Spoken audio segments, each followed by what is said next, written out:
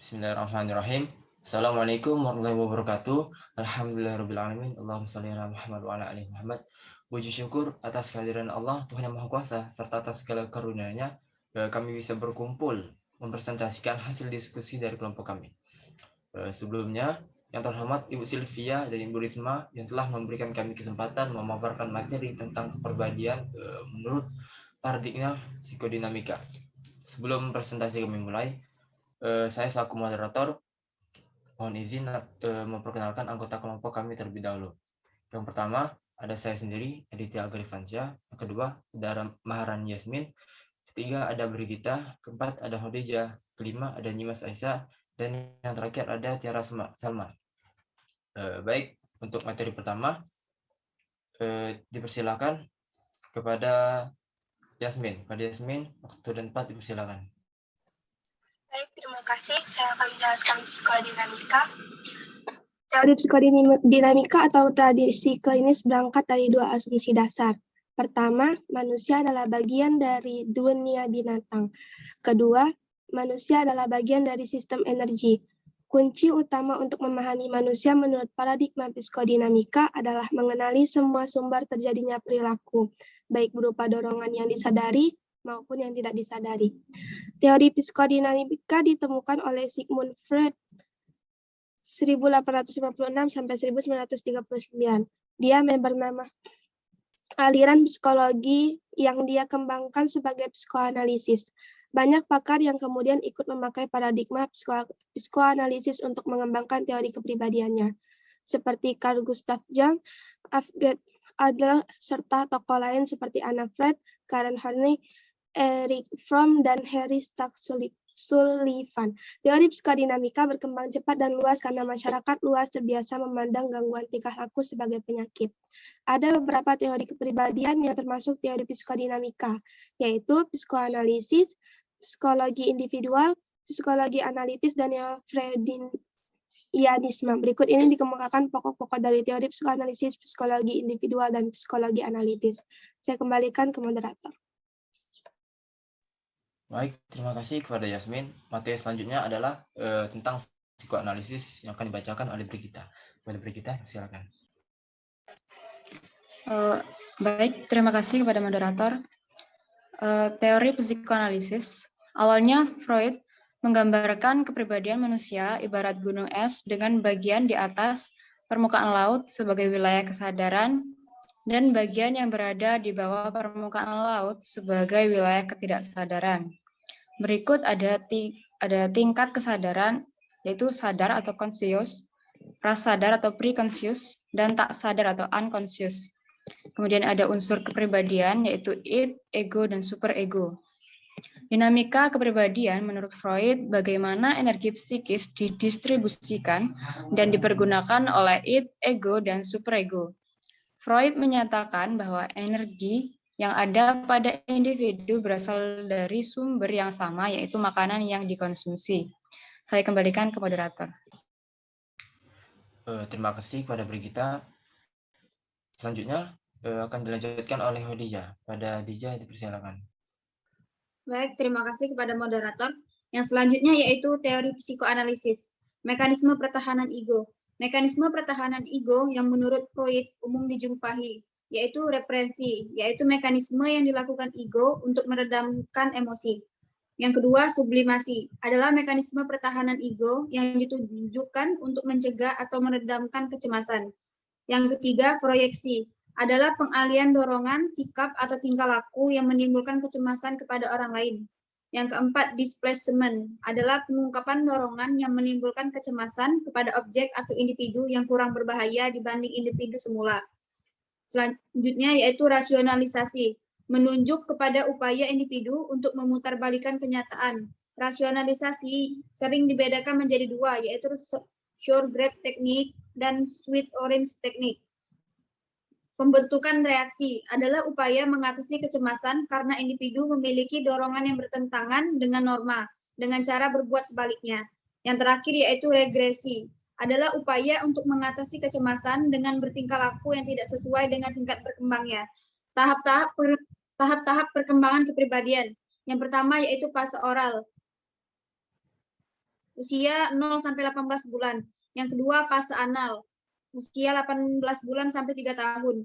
Yang ketiga yaitu fase palik, usia 3 sampai 6 tahun. Yang keempat yaitu fase laten, usia 6 sampai pubertas.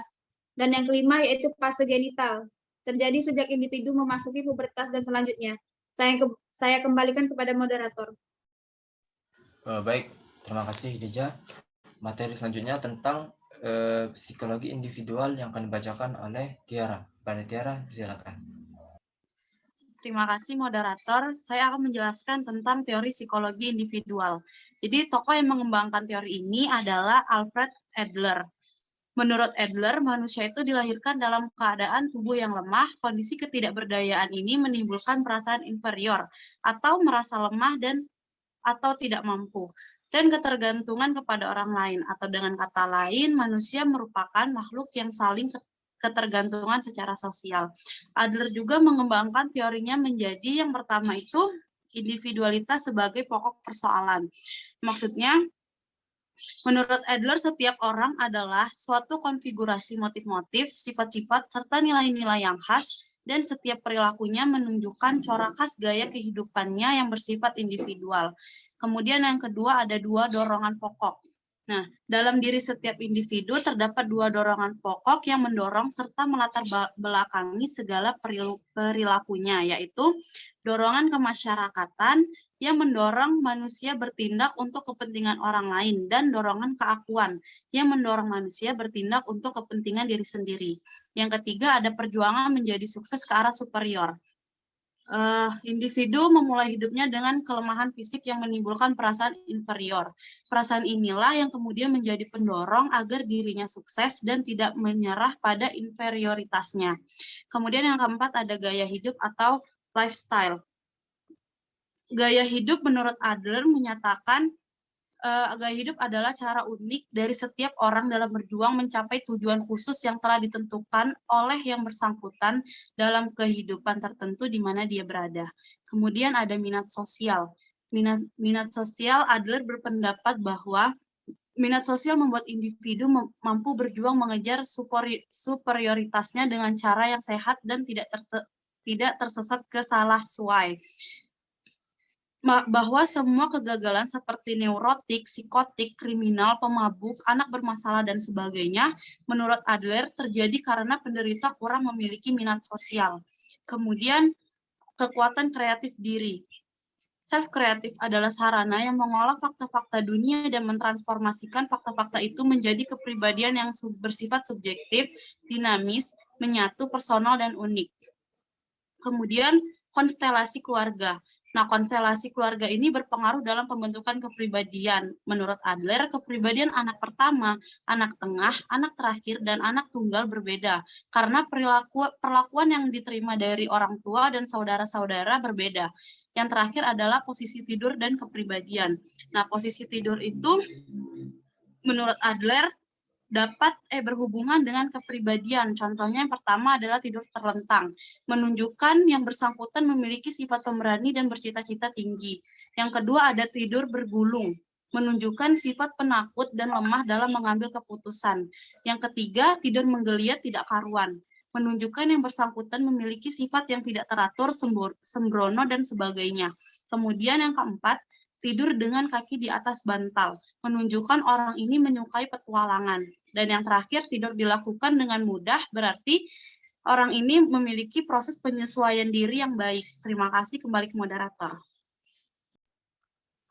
Terima kasih kepada Tiara yang telah membawakan materi tentang psikologi individual. Selanjutnya yang terakhir adalah psikologi analisis yang akan dibicarakan oleh Nyimas. Kepada Nyimas, silakan. Baiklah, teori psikologi analitis. Nah, teori ini merupakan aliran psikologi dinamis yang dikembangkan oleh Carl Gustav Jung tahun 1975 sampai dengan 1959. Struktur kepribadian. Kepribadian tersusun dari sejumlah sistem yang beroperasi dalam 3 tingkat kesadaran, ogo, kompleks, dan arseptif. Ogo beroperasi pada tingkat sadar, kompleks beroperasi pada tingkat tak sadar pribadi, dan arseptif beroperasi pada tingkat tak sadar kolektif. Lalu ada sikap jiwa. Sikap jiwa merupakan arah energi psikis yang menjelma dalam bentuk orientasi manusia terhadap dunianya, yaitu sikap introvert dan ekstrovert.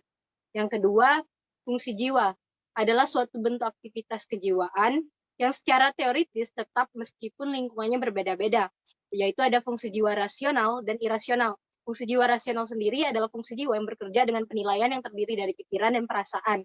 Fungsi jiwa yang irasional bekerja tanpa penilaian dan terdiri dari penginderaan dan intuisi. 2. Dinamika kepribadian. Jung menyatakan kepribadian atau fisika yang bersifat dinamis dengan gerak yang terus-menerus. Dinamika fisika tersebut disebabkan oleh energi psikis yang oleh Jung disebut dengan libido. Prinsip-prinsip dinamika kepribadian dikutip dari Al-Wisal tahun 2005. Pertama ada prinsip oposisi. Prinsip oposisi adalah prinsip berbagai sistem, sikap, dan fungsi kepribadian saling berinteraksi dengan 3 cara, yaitu saling bertentangan, saling mendukung, dan bergabung menjadi kesatuan. Kedua, ada prinsip kompensasi. Prinsip ini berfungsi untuk menjaga agar kepribadian tidak mengalami gangguan.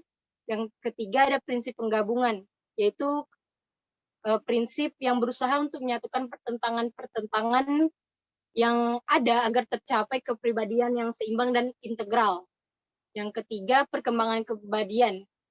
Menurut Jung sendiri, tujuan perkembangan ialah untuk aktualisasi diri.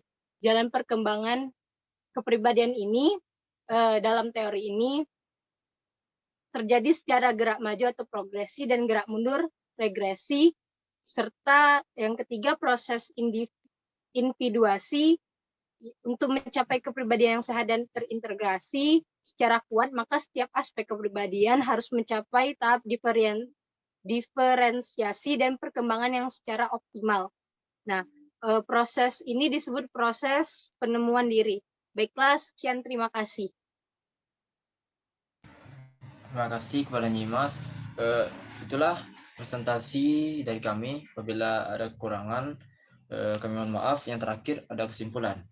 Kesimpulan dari presentasi ini adalah yang pertama, teori dinamika ditemukan oleh Sigmund Freud yang berangkat dari 2 asumsi dasar. Yang pertama adalah manusia adalah bagian dari binatang, dan yang kedua adalah manusia bagian dari sistem energi. Nah, dalam teori psikodinamika ini ada beberapa teori kepribadian yang termasuk ke dalam psikodinamika ini. Yang pertama ada psikoanalisis Freud yang mengatakan bahwa kepribadian bagaimana energi psikis didistribusikan dan dipergunakan oleh ego dan superego. Yang kedua ada psikologi individual yang mengatakan manusia itu dilahirkan dalam keadaan tubuh yang lemah. Kondisi ketidakberdayaan ini menimbulkan perasaan inferior atau merasa lemah atau tidak mampu dan ketergantungan kepada orang lain. Atau dengan kata lain, manusia merupakan makhluk yang saling tergantung secara sosial. Yang ketiga, psikologi analitis yang dipopulerkan oleh Jung. Ia menyatakan bahwa kepribadian atau psyche bersifat dinamis dengan gerak yang terus-menerus. Baik, itulah presentasi dari kami. Apabila ada kekurangan, kami mohon maaf. Kepada Tuhan Yang Maha Kuasa, kami mohon ampun. Kami tutup presentasi kali ini. Assalamualaikum warahmatullahi wabarakatuh.